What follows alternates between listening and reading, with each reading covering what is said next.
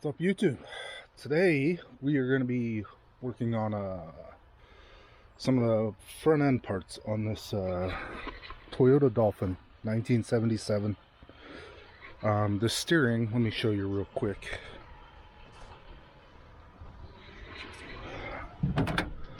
The steering is, see, it does that. That's without the wheel moving. So that means there's play in like the tie rod ends, maybe the pitman arm, stuff like that. So I just went ahead and bought the inner and outer tie rod ends, and they are right there. So I will show you how to do one side, because if you can do one side, you can do the other side. But we got a jack, we got some jack stands. Always make sure you use jack stands, and let's get to it. First, we'll take the wheel off.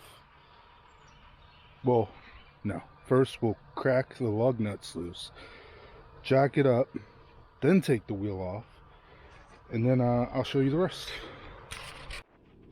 Okay, so we went ahead and cracked these lug nuts loose while I was on the ground, because if it's in the air and you try and crack them loose, this will happen. It'll just spin. If you have somebody to hit the brakes, you can do that, but while it's jacked up, it's better not to have anybody in the car. So let's take these off. We'll get back right back at it. Okay, we had to beat that wheel a little bit from the back. All I did was turn the wheel as far as I could and then hit it, spin it, and hit it. But we are going to check the brake pads. So if you look right here, actually right here, the center one is your rotor. The outer is your pads. The pads got good life, but the rotors are really pitted. So we might order some and do it at a different day and time. Actually, I might see if they have them in stock. We might do it today while I have this all apart. But what we are going to change is this tie rod end right here, this tie rod, and on the other side. And also we're going to check this idler arm. This is an idler arm.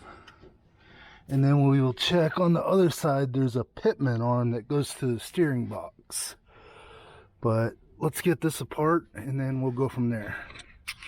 All we're going to do is take these two cotter keys out. This cotter key, and there should be one on there. Then pull the castle nut off, and then you just hit this with a hammer, and it should just pop right apart. Okay, so what we got going on here, we loosened these nuts, these castle nuts. You can see this one right here, and then you tap on the metal part. You don't want to beat up the threads. You can tap it lightly or hit it with a brass hammer, but you don't want to like just, you know, wail on it. But if you look, that joint has no play. It's pretty good. This one doesn't have play, but it is locking up. See right there? Oh, you can even hear it. So we're going to change this one. We're not going to change this one yet. We'll wait until maybe we do the brakes, because I only ordered one inner, or I would just change it because I already had it. I think these arms are going to need changed, but we'll have to order that also. So let's, to change this, all there is a nut down here. You pull this bolt out and then you unscrew it. But what we're going to do is take a measurement. We're measuring from the end of this sleeve, to the center of the tie rod. So I have, hold on, let's get this centered.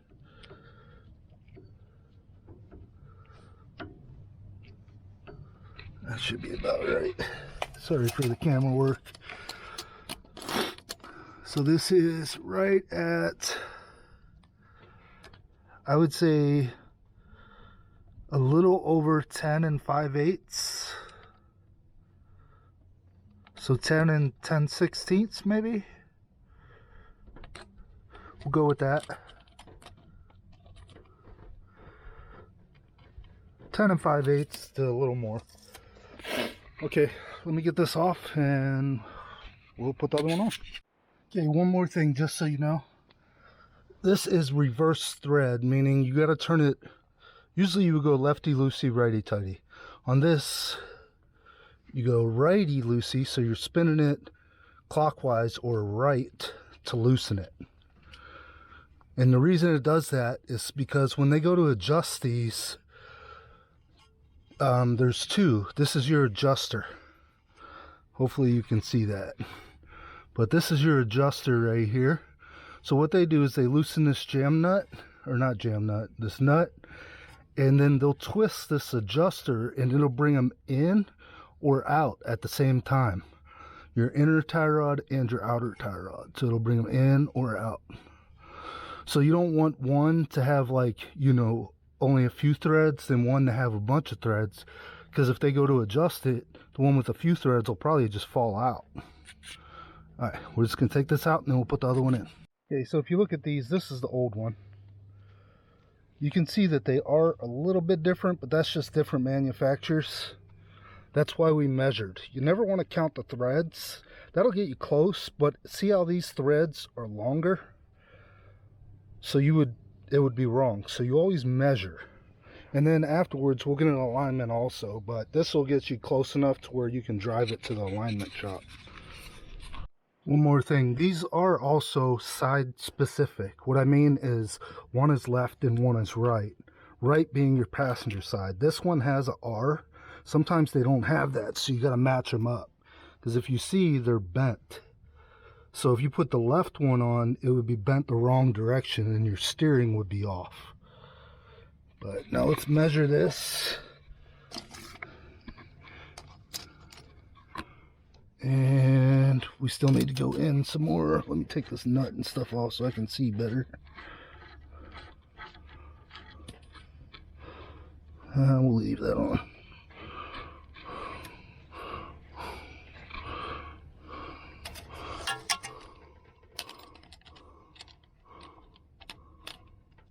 So we need to go in about 1/8 of an inch, maybe a little more. Try that.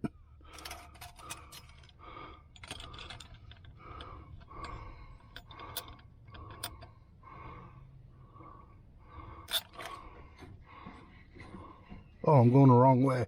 No wonder it got worse.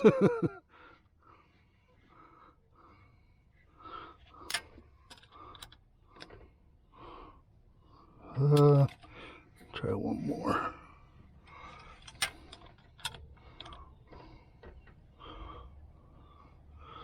This is close. Let's see what this looks like.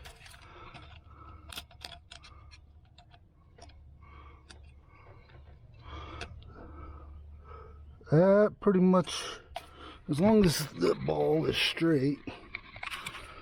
We want this to be straight up and down, so yeah, that's pretty straight.